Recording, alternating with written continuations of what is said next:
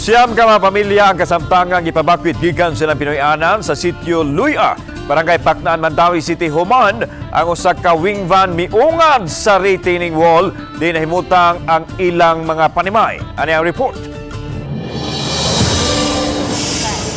Alas 12 sa udto kagahapon dihang nadungog ni Janet Ruba ang sipa nga tingog dihang mibangga ang truck sa retaining wall haduol sa ilang mga balay. Wala raman ning kalit raman tog dahonog sa ibabaw ba.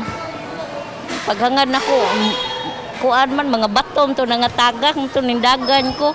Gidala si Janet sa ospital aron matambalan tungod sa bunog o garos-garos ang bukton gikan sa nangahagbong sa nabuak sa retaining wall. O niya kay gipa evacuate man mi dire kay di man makuanan namo kay di man masudlan nagsaan man didto. Mato di Jerrethiel Pareha, hepe sa Pacnaan Emergency Response Team, CONPERT, nga nakaangkon si Janet og mga minor injuries human matagaki sa nabuak nga mga bahin sa retaining wall. Gipasabot ni Pareha nga ang retaining wall dugay nang giila sa PERT nga usa ka earthquake hazard tungod kay nagdahilig na kini. Gusto nilang ipasusi og mga structural expert ang retaining wall aron na matino kundi ba kuyaw nga mahugno. Ngalangan lang ito, retaining wall.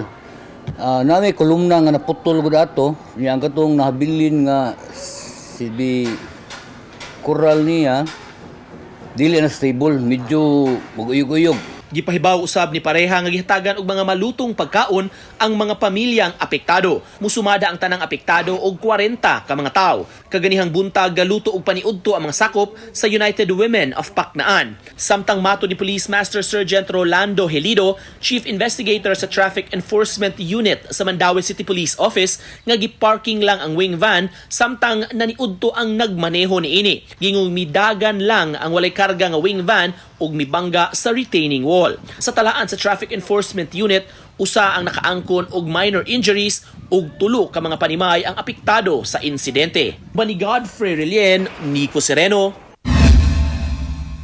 Balitang Bisda.